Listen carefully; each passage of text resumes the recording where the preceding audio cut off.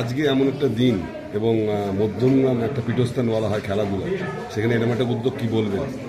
খুব ভালো উদ্যোগ এবং দিনটাও ভালো চয়েস করেছে এবং আমাদের টেবিল টেনিসে একটু ঘাটতি ছিল।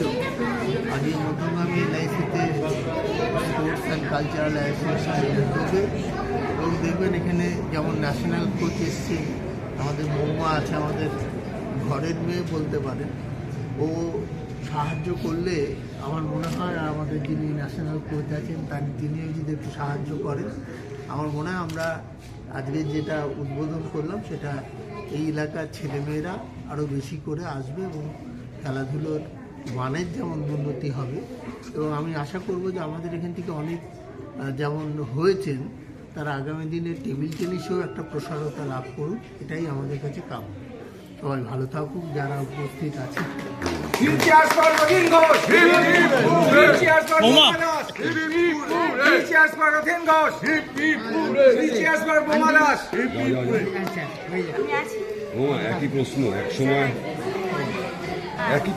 এক সময় মধ্যমগ্রাম আপনাকে দেখে প্রচুর নতুন নতুন এই প্রজন্মের ছেলেমেয়েরা অংশগ্রহণ করেছে, এই খেলায় উদ্যোগী হয়েছে।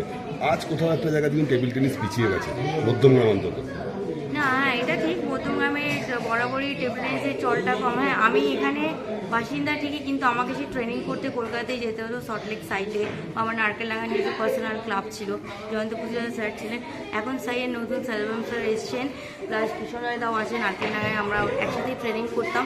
হ্যাঁ, এইখানে দেখুন এটা তো মানে নর্মালি বাইরে যারা কি তাদের মধ্যে এটা ঢুকিয়ে দিতে হবে যে what is table tennis. Actually normally খেলা বলতে গেলে ক্রিকেট আর ফুটবলটা যেটা, আমি কোনো গেমকে ছোটো বা বড়ো করছি না, কিন্তু টেবিল টেনিস থেকেও অনেক, যেমন আমি অর্জুন অ্যাওয়ার্ড পেয়েছি, পদ্মশ্রী পুরস্কার পেয়েছি, ডেফিনেটলি আমি ইন্ডিয়ার জন্য মেডেল এনেছি বলে। তো সেই জিনিসটা যদি সবাই জানতে পারে যে কী টেবিল টেনিস, অনেকে তো একটু লেন্দি গেম, ওই জন্য অনেকে বুঝতেও পারে না, বাট ডেফিনেটলি এটা খুব ভালো। কারণ আপনারা বিশ্বাস করবেন না, সচিন তেন্ডুলকারও কিন্তু ক্রিকেট খেলার আগে টেটি খেলে যায়, মানে আই সেটটা কনসেন্ট্রেশন। তো ডেফিনেটলি এত সুন্দর একটা উদ্যোগ নেওয়া হয়েছে, আমি আছি হেল্প করবো বা কোনো কিছু দরকার হলে।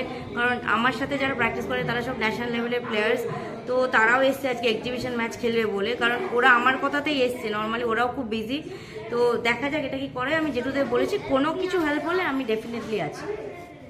Thank you.